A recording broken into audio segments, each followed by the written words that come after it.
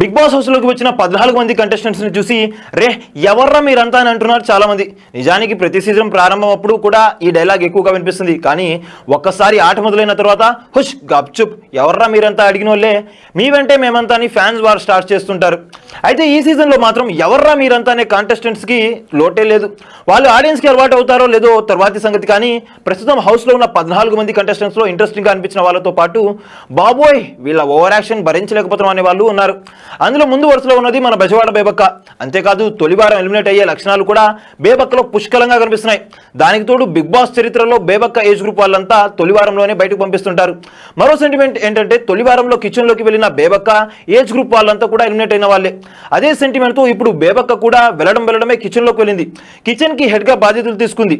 Live ఎపిసోడ్లో season 1 నుంచి season 7 వరకు చూస్తే బేబక్క ఏజ్ గ్రూప్ వాళ్ళంతా రావడం వెళ్ళడం అనేది తొలి వారంలోనే ఫినిష్ అయిపోయింది. ఫస్ట్ సీజన్లో సింగర్ కల్పన, మూడో సీజన్లో నటి హేమ, నాలుగో సీజన్లో కరాటే కళ్యాణి, ఐదో సీజన్లో కార్తీక దీపం ఉమాదేవి వీళ్ళంతా తొలి వారంలోనే ఎలిమినేట్ అయిన వాళ్ళు. అలాగే వంటగదిలో తొలి వారమే గరిట తిప్పిన వాళ్ళు. వీళ్ళతో పాటు పూజామూర్తి, షకీలా కూడా కిచెన్ బాధ్యతలను తీసుకున్న వాళ్ళే.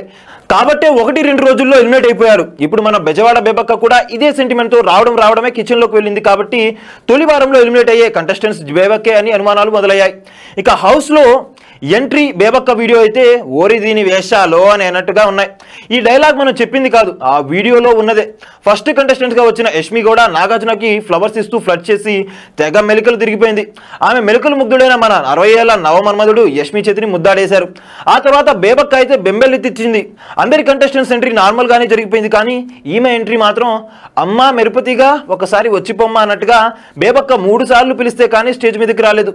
ఆమె స్పెషల్ వీడియో కూడా చాలా ఫన్నీగా సాగింది. ఇక పెళ్లి గురించి మాట్లాడుతూ పెళ్లి ఆ ఊహ ఎంత బాగుందో అయిపోయిందంటూ చాలా ఫన్నీగా చెప్పింది.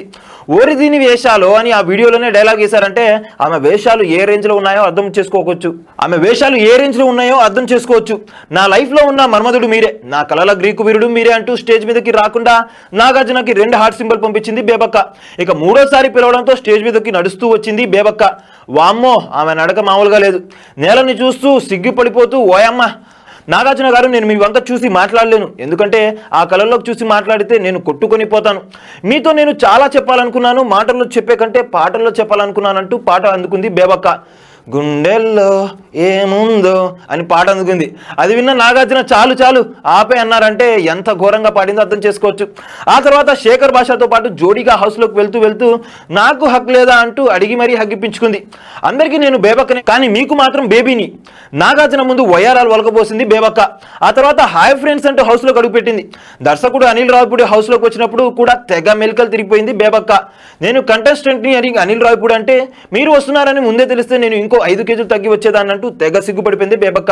సో చూసారు కదాగా, ఇలాంటి ఓవర్ యాక్షన్ క్యాండిడేట్స్కి అసలు కొదవే లేదు. సో వీటన్నిటి కూడా క్యాచ్ చేయాలంటే మా ఛానల్ని మీరందరూ కూడా లైక్, షేర్, సబ్స్క్రైబ్ చేయండి. For all Bigg Boss updates, one and only destination మన ఛానల్ అనమాట. Thank you for watching our videos till end. Okay then see you, by.